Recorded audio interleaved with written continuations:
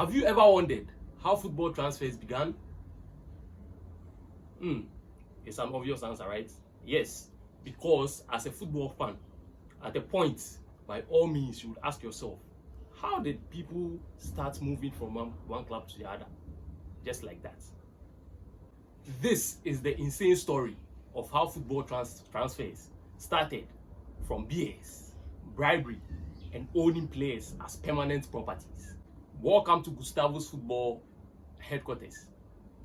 If this is your first time, please subscribe to my YouTube channel. Grab a popcorn, sit down, relax, and enjoy the story of how football transfers started. All this changed after one man sealed his club. Till today, we got this modern transfer system that we have. Obviously, when we talk about transfers, what comes into mind is big money. 100 million pounds, 200 million pounds, 50 million pounds. But then the real story behind it, how all this happened, is what we are about to let you know. All this started in the 1800s in England, where football was played for fun and for the love of the game at that time. Yes, in the beginning, football was just played for fun. Yes, those kind of things. It was just for fun. Done at leisure times. It wasn't pure business as it is today that we see, with huge monies flying here and there.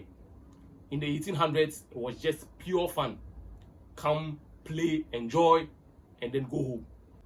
And at that time, there were clubs who were like they were very rich, right? They had money at that time.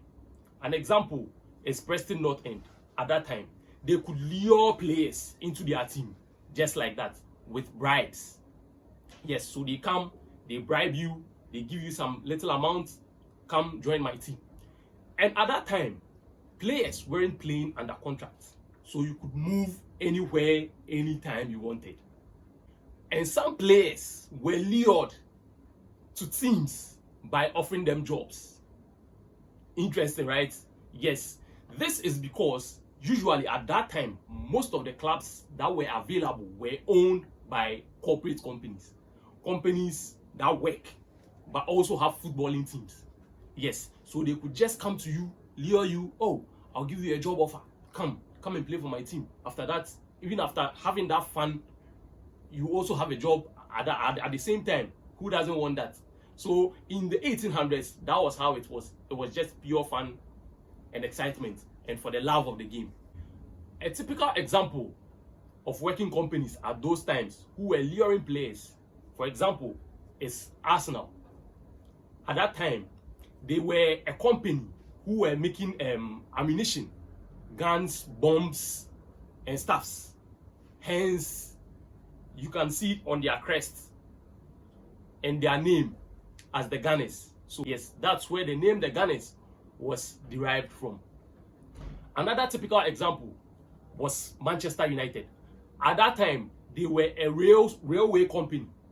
Yes, so they can lure you, come work with us. After that, we give you a chance to play in our team. And that really excited a lot of people at that time.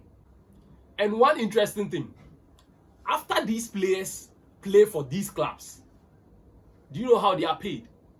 They are just paid with a glass of beer. Bro, a glass of beer. Just imagine Ronaldo and Messi of today going to work. They tell their wives and their children, oh, I'm going to work, mekwaba. And then they go and then they are paid with a glass of beer. Bro, how does that sound? Yes, so this shows you that football has really evolved. It started from the scratch. Yes, it went through a lot of processes before we are having this multi-million or billion football transfer system that we are having. So at that time, authorities were so concerned.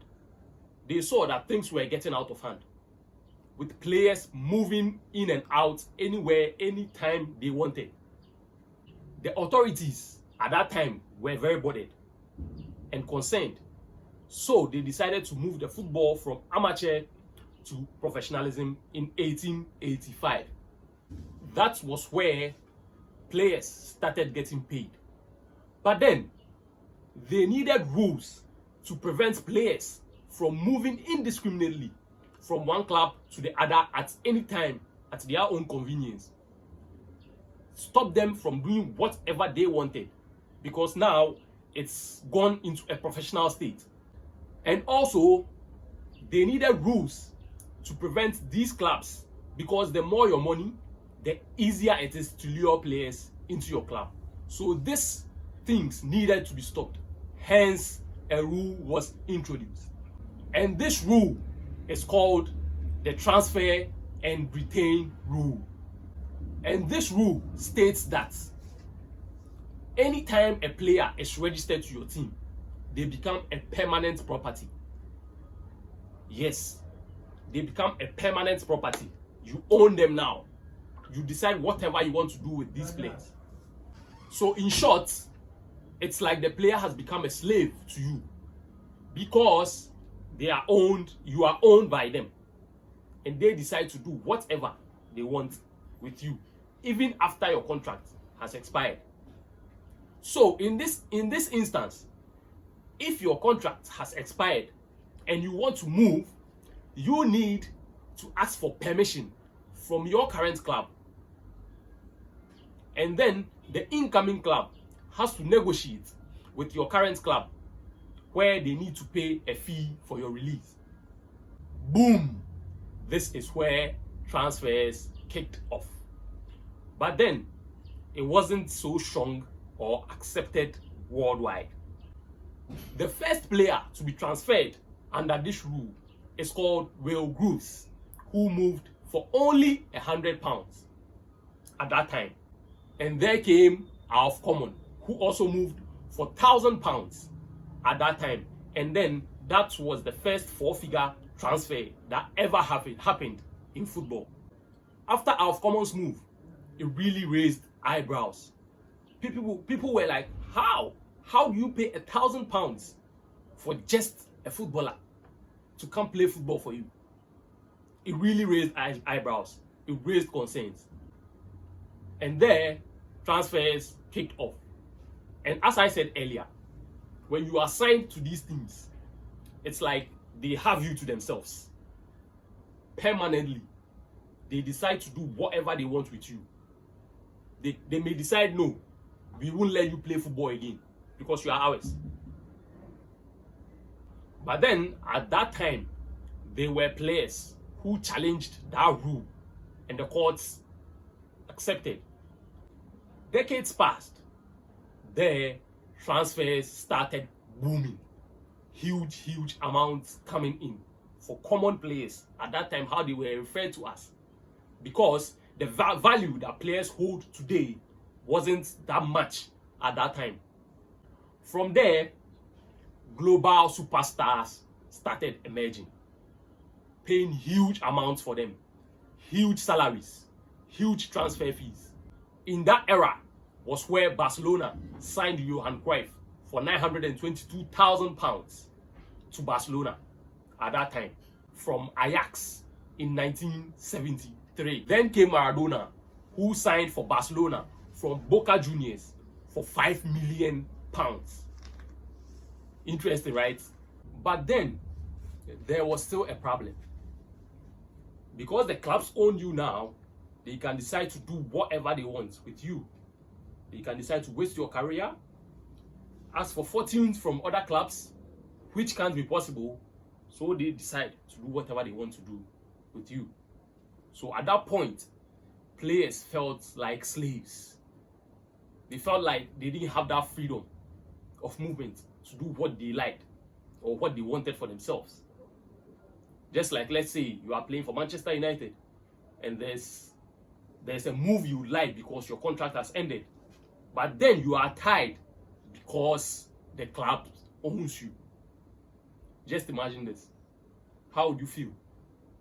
But then there came one man, one footballer, who revolutionized everything in the shape of Mark Bosman, a Belgian footballer. He played for a club in his country and wanted a move after his contract had expired. But his current club said no.